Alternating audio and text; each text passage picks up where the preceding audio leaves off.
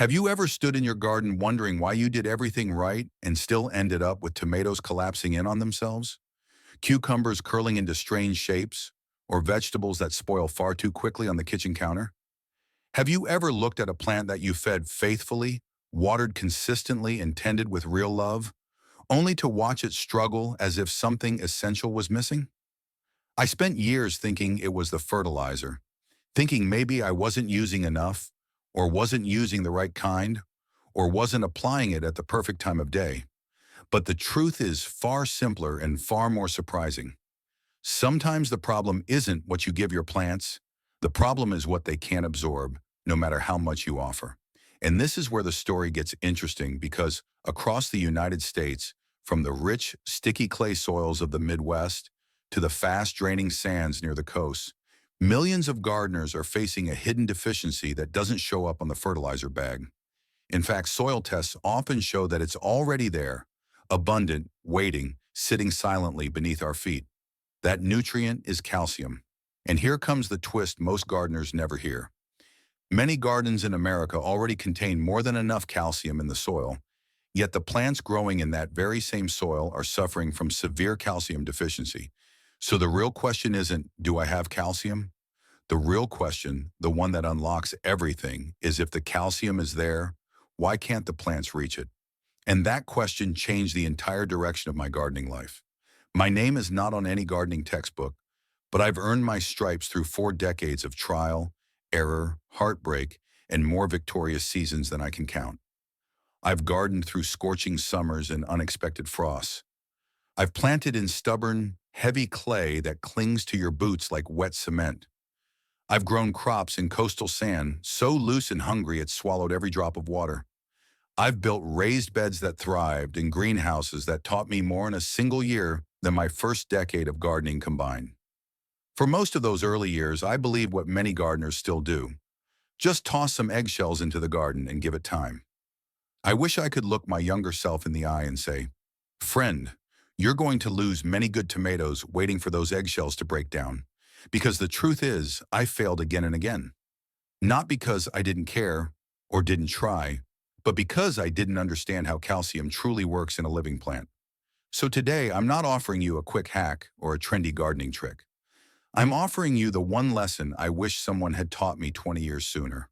A lesson that transforms kitchen scraps into a powerful, bioavailable fertilizer your plants can actually use. A lesson that has saved countless tomatoes, strengthened every fruiting plant I grow, and given me more abundant harvests season after season. And if you're willing to learn this with me, you may discover that the key to perfect vegetables isn't buying more fertilizer. It's unlocking the nutrients already hiding in your home. When most people think about feeding their garden, they think in terms of NPK, nitrogen to make the leaves greener, phosphorus to help roots grow, and potassium to strengthen the whole plant. For decades, I believed that if I just balanced those three numbers correctly, everything else would fall into place. But calcium doesn't behave like nitrogen or potassium. It isn't a make the plant grow faster nutrient, and it doesn't work like a booster shot that delivers instant results. Calcium is something entirely different. It is a structural nutrient, almost like the bones inside a human body. Plants don't just use calcium, they rely on it to build and repair their tissues. Calcium forms the very cell walls that hold each plant cell together.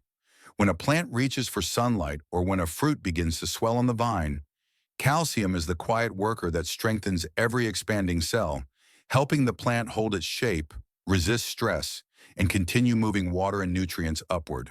And here's where most gardeners underestimate calcium. Without steady calcium intake, a plant struggles to transport other nutrients that you might be adding generously in the form of fertilizer.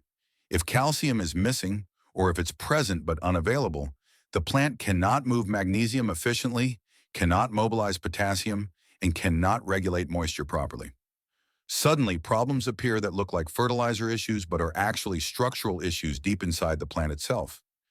This is why fruits grown with adequate calcium are firmer, last longer, and resist bruising and rot. A tomato rich in calcium has stronger cell walls, which means it holds moisture better and doesn't collapse under its own weight. A cucumber with enough calcium has a crispness that stays for days, not hours. And for leafy greens, when calcium is plentiful, Wilting becomes far less common even on warm afternoons. For many older gardeners, this matters even more than yield. We harvest slowly, we store vegetables for several days, and we prepare meals thoughtfully rather than rushing. We've all had the disappointment of picking a beautiful tomato, placing it on the windowsill, and watching it soften, wrinkle, or rot far sooner than expected. The reason often traces back not to how you stored it, but to how much bioavailable calcium the plant had during its life. Now here comes a small but essential revelation. You can add all the nitrogen, phosphorus, and potassium you want, but if your plant is missing calcium or can't access the calcium in your soil, everything begins to fall apart. You see the signs long before you understand the cause. Tomatoes blacken at the bottom, a heartbreaking condition called blossom end rot. Cucumbers twist or grow with sunken patches. Peppers become soft and wrinkled before they even fully ripen. Sometimes the fruit tastes slightly bitter or lacks that satisfying sweetness, leading to debates among gardeners about soil balance, watering, or even the seed variety. But after many years observing the pattern, I can tell you with confidence, these symptoms almost always point to one single issue: calcium that never reached the plant where and when it was needed. The frustrating part is that your soil may already contain more than enough calcium. You may have added eggshells, lime, bone meal, or other amendments, but unless that calcium is in the right form, one the plant can absorb, the deficiency continues. This is why blossom end rot often appears even in well-fed gardens. It's not the absence of calcium in the soil, it's the absence of calcium inside the fruiting tissue at the exact moment the plant needed it most. And once you understand that, everything you thought you knew about fertilizers starts to shift. The focus moves away from pouring more nutrients into the soil and toward ensuring that the nutrients already there can actually be used. It becomes less about quantity and much more about availability. And that is where our journey toward true garden health begins. For generations, gardeners across America have held on to a comforting belief. If your plants need calcium, just crush a few eggshells and toss them into the soil.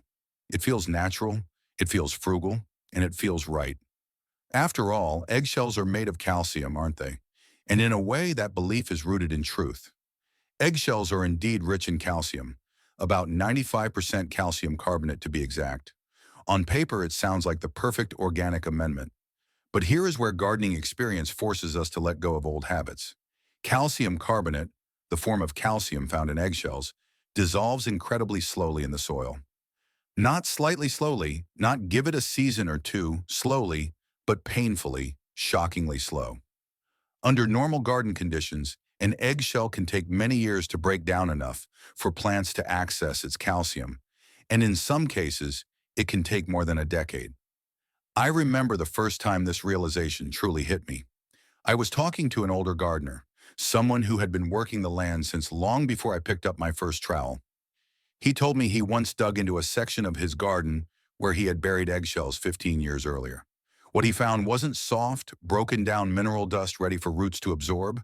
Instead, he found whole fragments, sharp, white, and nearly unchanged, as if they had been buried only weeks before.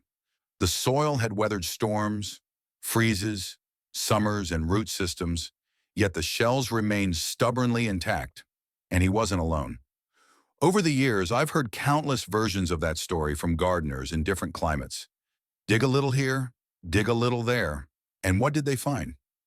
Eggshells resting quietly in the soil, still waiting to decompose, still holding on to their calcium like a tightly locked chest. So it raises a question, an uncomfortable one for those of us who relied on eggshells for years. If your plant is struggling, if it's in the middle of fruiting and desperately needs calcium today, who in the world has 10 or 20 years to wait for that eggshell to break down? If the fruit is forming right now, and if every day counts, does it make sense to rely on a calcium source that moves at a geological pace rather than a biological one? That question alone begins to unravel the myth. Because the truth is, the problem was never whether there was calcium in the soil. The problem was whether the calcium existed in a form the plant could use. Plants cannot chew, cannot dissolve shells, and cannot break apart tough mineral structures by will alone. They depend entirely on soil chemistry, on what the environment makes available to them at any given moment. And that leads us to a far more powerful perspective. Instead of asking, do I have calcium in my garden? The real question becomes, is the calcium in a form my plants can absorb quickly and efficiently? This shift in thinking changes everything. Suddenly, the focus moves away from throwing raw materials into the soil and hoping nature will handle the rest. Instead, we begin thinking like caretakers of a living system, one where timing, availability, and transformation matter just as much as the nutrients themselves. Once you understand this, you no longer rely on raw eggshells and wishful thinking. You begin searching for ways to make calcium bioavailable, ways to transform it into a form the plant can absorb through its roots and even through its leaves. You start treating eggshells not as slow, stubborn rocks, but as valuable raw material waiting to be unlocked. And that is exactly where the magic begins. This is the moment where the entire story shifts, where slow, stubborn calcium locked inside eggshells becomes something alive, usable, and almost instantly available to your plants. If the first part of our journey was about understanding the limitations of raw calcium sources, this next part is about unlocking their true potential through a simple transformation. And you don't need a chemistry degree to follow along. You just need to understand the principle behind it. Gardeners and farmers around the world call it water-soluble calcium, or WSC for short. It is precisely what it sounds like, a form of calcium that dissolves in water and moves effortlessly into plant tissue.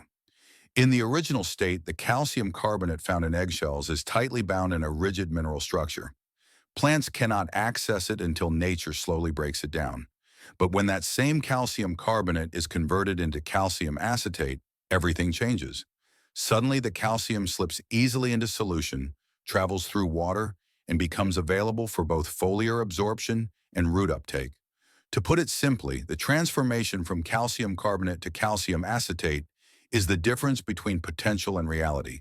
The difference between a nutrient buried in the soil and a nutrient flowing directly into the plant's bloodstream. And this small shift is what allows us to turn common kitchen scraps into a powerful fertilizer with nearly immediate results. I often describe it with an analogy that resonates with gardeners everywhere. Think of calcium carbonate, the form found in raw eggshells, as money locked inside a safe. Yes, the money is real. Yes, it has value. But unless you have the key, that value never reaches your hands. Your plants stand on top of a treasure they cannot use. Now imagine calcium acetate. That is the same money placed directly into your wallet, ready whenever you need it. No waiting, no barriers, no years of slow decomposition. Calcium acetate is the plant's equivalent of having spending money in its pocket. And when tomatoes begin to blossom, when cucumbers stretch into full fruiting, when peppers load up with pods, that access is everything. And here's the beauty of it all. You do not need lab equipment or scientific expertise to make this transformation happen. You only need two ingredients: eggshell powder and vinegar, and a little time. The reaction between the two releases carbon dioxide and leaves behind a clean, water-soluble calcium solution that plants can absorb with remarkable ease. What once took a decade now takes just days. For gardeners of every age, this discovery feels liberating. It means that the calcium already present in our homes can finally serve our gardens the way we always hoped it would. It means we no longer depend on expensive bottles of liquid calcium or wait helplessly while our plants suffer. And more than anything, it means we understand our gardens not just as places of growth, but as places of transformation, where simple materials become nourishment and where ordinary actions lead to extraordinary results. You don't need to be a chemist to make water-soluble calcium. You just need to understand the principle, apply it with care, and watch your plants respond with strength, vigor, and resilience. This is the real magic of the so-called magic fertilizer. Now that we understand why raw eggshells cannot nourish our plants quickly enough, it's time to talk about something far more practical: how to prepare those eggshells so they become a powerful ingredient in our magic fertilizer.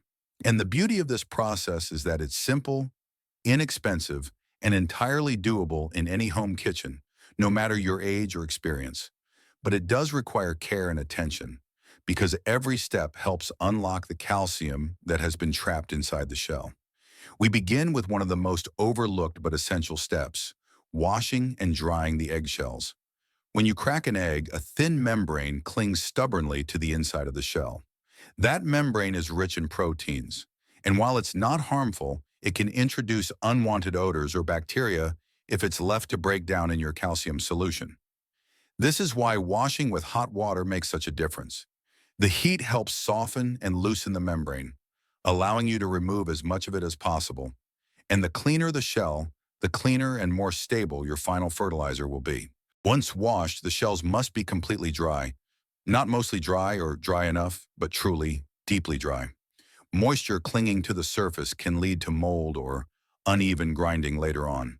This is why many gardeners place the shells into a paper bag rather than a plastic one. Paper breathes. It allows the shells to release moisture instead of trapping it. A paper towel tucked inside the bag can help absorb lingering dampness. And if you live in a humid climate, even the refrigerator surprisingly acts like a gentle dehydrator because of the dry, circulating air. But drying at room temperature will only take you halfway. To get the shells into the perfect condition for grinding and chemical transformation, we turn to the oven.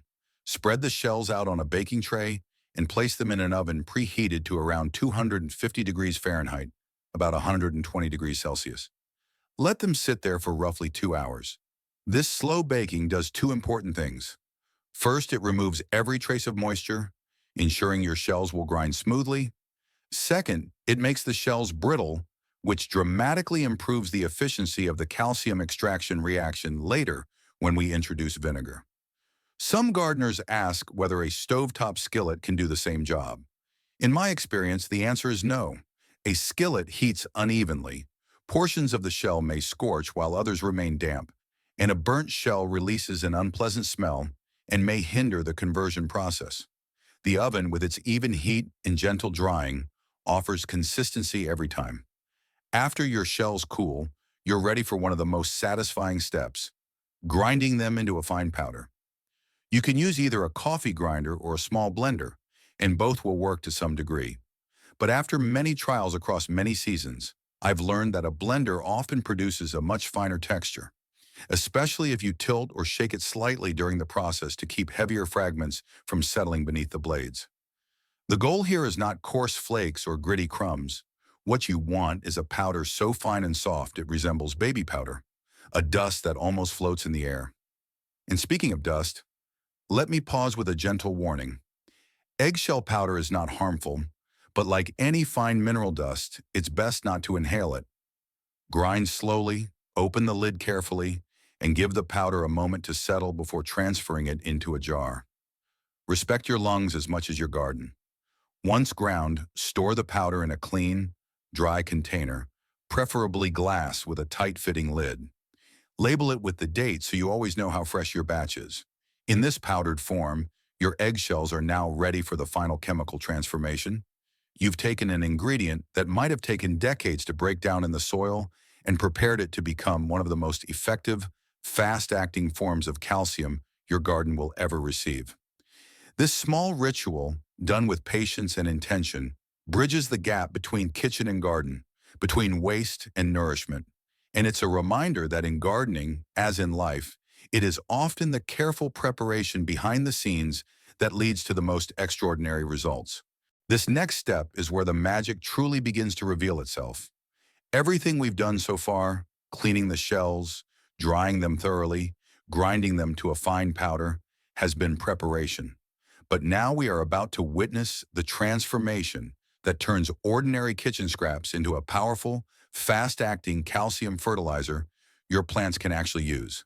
And the best part is, it requires only one more ingredient, something nearly every household in America has sitting quietly in a pantry: vinegar. The formula is beautifully simple. For every 1 part of finely ground eggshell powder, you will add 10 parts vinegar. You can use white vinegar, apple cider vinegar, or even rice vinegar. What matters is the acidity. You want a vinegar with a pH between 2 and 3, strong enough to react with the calcium carbonate in your eggshell powder, but gentle enough to remain safe and natural. This is the perfect environment for the chemical reaction that releases calcium from its mineral cage and turns it into calcium acetate, the highly soluble form your plants can absorb almost instantly. Now, when you pour the vinegar over the eggshell powder, Be prepared. This is not a quiet process. The moment the two touch, the mixture will come alive. Tiny bubbles will immediately form, racing to the surface, creating a soft, foamy layer that seems to breathe. That bubbling is carbon dioxide being released, proof that the chemical reaction is working exactly as it should. It is almost impossible not to smile when you see it. Many gardeners say it reminds them of the volcano science project they made as children, the one with baking soda and vinegar erupting over a papier-mâché mountain. The same principle is at play here, only now the experiment is in service of the tomatoes and cucumbers you care about so deeply. As enchanting as it is to watch, this reaction also requires respect and caution. The mixture expands quickly, so never use a container that is too small. Choose a jar, bowl, or food-safe plastic container with plenty of space above the mixture. And whatever you do, do not seal the container. The release of carbon dioxide needs room to escape. If the gas is trapped inside a closed glass jar or a tightly fitted lid, pressure can build rapidly and the container can crack or even burst. For older gardeners, safety always comes first. So treat this reaction with the same care you would use when canning or fermenting foods. Allow the mixture to breathe, but keep it loosely covered with a cloth to prevent insects or dust from entering. For years, I made this calcium solution in a simple mason jar with a piece of cotton cloth tied on top. It allowed the gas to escape naturally, kept the mixture clean, and gave me full visibility to watch the beautiful transformation inside. The bubbling usually slows down after a few minutes, but the deeper chemical reaction continues for days. It is the slow completion of this reaction, this gentle shift from calcium carbonate to calcium acetate, that creates the real magic behind this fertilizer. This moment, this reaction, is where science meets simplicity, and it reminds us that even in our gardens, places filled with soil, sunshine, and memory, there is room for a little bit of chemistry to help us grow stronger, healthier plants. Watching it unfold is a delight, but more importantly, it is a powerful step toward giving your vegetables the exact form of calcium they have been craving, sometimes for years. And as we move forward, patience becomes your next ally. The reaction may look dramatic at first, but what follows is even more important. Once the initial bubbling settles and the excitement of the reaction fades, you enter a stage that many gardeners underestimate. It's the quiet part of the process, the part without drama or movement, the part that tempts you to rush ahead. But this stage, this period of waiting, is where the real transformation takes place. It is also, without question, the stage where most people fail. After combining your eggshell powder and vinegar, you must allow the reaction to continue for 7 to 10 full days, not one day less. Those days are not optional. The chemical conversion from calcium carbonate to calcium acetate doesn't happen instantly, even though the first few minutes look explosive. What you see on the surface is only the beginning of a deeper, slower, more meaningful process that unfolds quietly beneath the foam. During these days, the vinegar gradually extracts and frees the calcium molecules, binding them into a new form your plants can absorb with ease. If you interrupt this too early, if you use the solution before the transformation is complete, you will deliver something to your plants that is only partially useful or, in some cases, still too acidic to apply safely. This is why the waiting period is not a suggestion, but a requirement. And the question I often hear is, how do I know it's ready? Fortunately, the solution gives you clear signs if you know what to look for.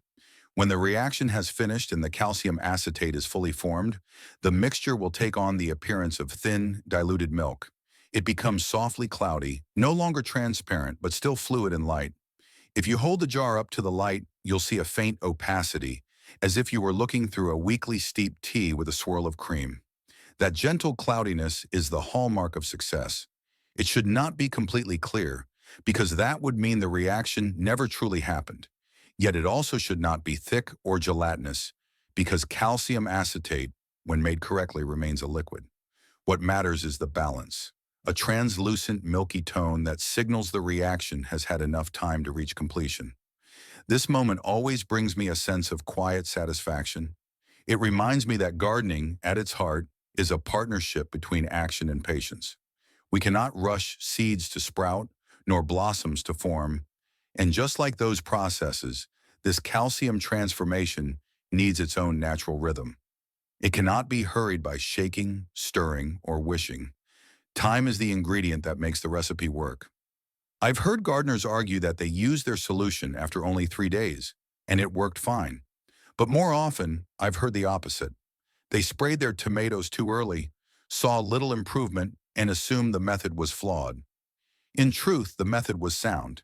It was their impatience that failed them. When I began teaching this technique to neighbors and community gardeners, I watched the same pattern unfold. Those who allowed the mixture to rest for the full 7 to 10 days always enjoyed strong, consistent results, healthier fruits, firmer vegetables, fewer signs of calcium deficiency. But those who rushed the process often returned confused, asking why their plants didn't respond the way they expected. And my answer is always the same. Sometimes the biggest reason gardeners fail is not because they did something wrong, but because they didn't wait long enough. In a world that urges us to hurry, gardening reminds us that nature still moves at its own pace. This waiting period, quiet, simple, uneventful, is not a delay. It is the heart of the process. And when we honor it, the reward is a calcium solution that delivers real, visible, dependable results in every corner of the garden. Now that you've created this remarkable calcium solution, the next step is just as important as the preparation itself: using it correctly. Many gardeners don't realize that even the most powerful fertilizer can become ineffective or even harmful if applied in the wrong concentration or at the wrong time. And because this solution is strong, natural, and highly active, we must treat it with both respect and intention. The first rule is simple, and I cannot emphasize it enough. You must dilute your calcium acetate before it ever touches your plants. The safe and effective formula is 1 ounce of your finished calcium solution per 1 gallon of clean water. This dilution ensures that your plants receive the calcium they need without overwhelming their delicate tissues with residual acidity. Using the solution at full strength might seem tempting if your plants look weak or desperate, but it is a mistake that can scorch leaves, damage roots, and create more problems than it solves. Trust the formula. 1 ounce, 1 gallon, no exceptions. Once your solution is properly diluted, you have 2 powerful methods of application, each serving its own purpose. The first is foliar feeding, and it is one of the most effective ways to deliver calcium directly where the plant needs it most. As you spray, make sure to coat both the tops and the undersides of the leaves. The underside of the leaf contains tiny openings, stomata, that can absorb nutrients more readily than the surface above. When calcium enters through these pathways, it travels quickly into the plant's active growth areas, supporting fruit formation, leaf strength, and overall resilience. The second method is the root drench. This involves gently watering the soil at the base of the plant, allowing the roots to absorb calcium through the moisture that surrounds them. While foliar feeding acts quickly, the root drench provides steady reinforcement, helping the plant maintain balanced nutrient levels throughout its development. Think of foliar feeding as a boost of energy and root drenching as steady nourishment. Both are valuable, and together they create a comprehensive support system for your plants. But timing is everything. Applying calcium when the plant doesn't need it will not hurt, but applying it at the right moment can completely transform your harvest. The most critical time for calcium supplementation is when your plants begin to flower and when fruits begin to set. This is the period when calcium demand skyrockets, especially in tomatoes, peppers, squash, cucumbers, melons, and other fruiting crops. These plants are building new tissue rapidly, and calcium is the structural backbone they rely on. Without enough of it, blossom end rot appears, fruits become misshapen, and quality declines.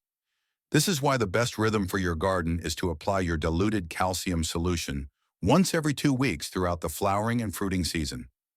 This schedule prevents deficiencies before they show up, strengthens cell walls as fruits develop, and ensures that the plant never has to struggle or compensate for a lack of calcium. Across my many years tending gardens in different climates and soil types, I've seen one truth hold steady.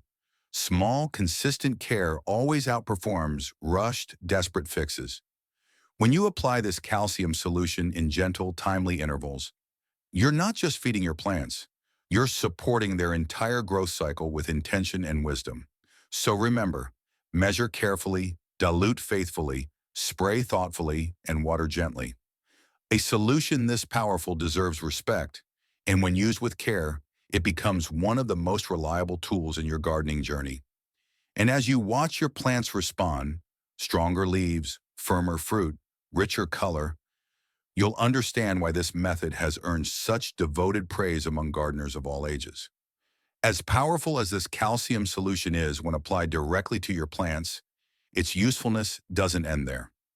One of the things I've always loved about gardening is how a single good practice can ripple through the entire ecosystem of the garden, improving not just the plants themselves, but the soil, the microorganisms, and the long-term health of the growing space. And this calcium acetate solution, simple as it is, turns out to be one of those rare tools that strengthens the entire system from the ground up. Let's begin with compost and vermicompost, because these are the heartbeat of many home gardens. A well-balanced compost pile is a living city of microorganisms, each doing its part to break down organic matter into nutrients your plants will later depend on. When you add a small, diluted amount of your calcium solution to your compost pile, you aren't simply adding a nutrient, you're improving the environment in which those microorganisms thrive. Calcium helps regulate pH levels, making the compost more hospitable to the microbes that work hardest. It also supports the development of beneficial fungi, which in turn help break down tougher materials like leaves and woody stems. And if you maintain a worm bin, the benefits go even further. Worms rely on a balanced pH and a diverse mineral environment to digest organic matter efficiently. A gentle drench of diluted calcium acetate helps prevent acidity from building up in the bin, something that can stress or even harm your worms. The calcium strengthens their ability to process food scraps, resulting in richer, more nutrient-dense worm castings, the black gold of the gardening world. Healthy worms mean healthier soil, and healthier soil means stronger plants with deeper roots and improved nutrient uptake. But to truly understand how versatile this calcium solution is, we must look below the surface into the soil types themselves. For gardeners living near coastlines or river basins, sandy soil is a familiar challenge. Sand drains quickly, leaches nutrients rapidly, and often struggles to retain essential minerals like calcium. In these environments, even if you add amendments, the soil simply cannot hold on to them long enough for the plant to benefit. This is where foliar feeding becomes an invaluable ally. By spraying the leaves directly, you bypass the soil's limitations entirely. The plant receives the calcium it needs without relying on sandy soil to store or deliver it. In contrast, clay soil presents the opposite problem. It holds on to nutrients very well, sometimes too well. Clay can trap calcium in forms that plants cannot easily access, even when the soil tests show that levels are high. Gardeners with clay-heavy soil often wonder why their plants show deficiency symptoms, even when they have added amendments year after year. The issue is not quantity, but availability. And once again, foliar feeding provides the simplest and most reliable solution. By allowing calcium to enter the plant directly through the leaves, you avoid the struggle entirely and give your plants immediate support.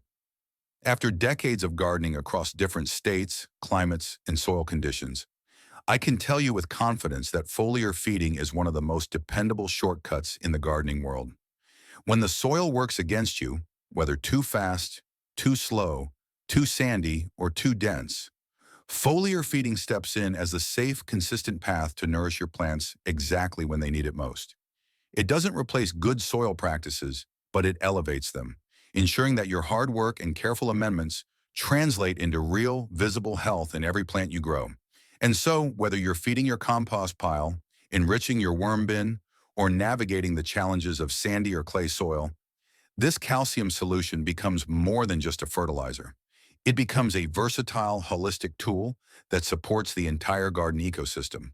It is another reminder that in gardening, every small action has the power to contribute to something much bigger.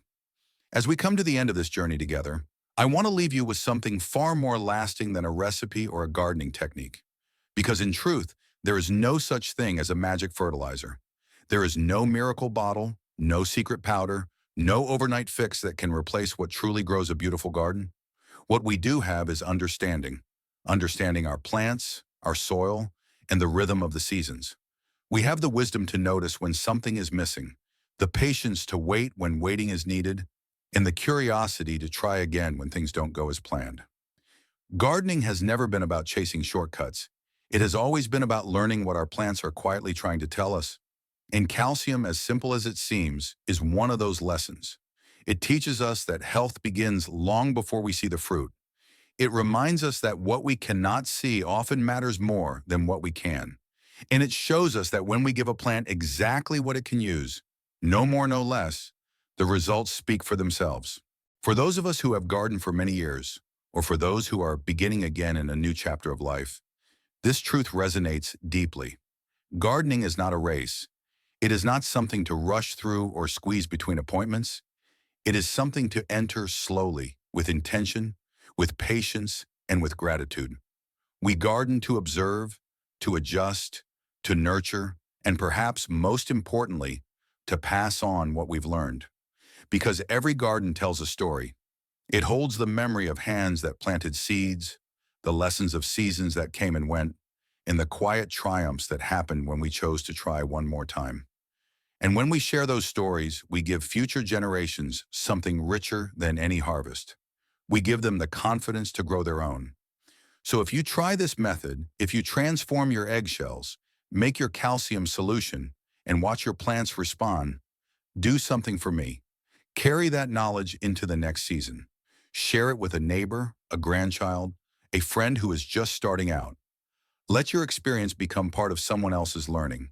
And if this simple practice brings you better tomatoes, stronger cucumbers, firmer peppers, or a deeper sense of connection to your garden, then return after one full season and pass the story forward. That is how gardening wisdom survives. That is how every generation grows stronger. And that is how we together keep the spirit of growth alive. One careful step, one shared lesson, and one beautiful harvest at a time.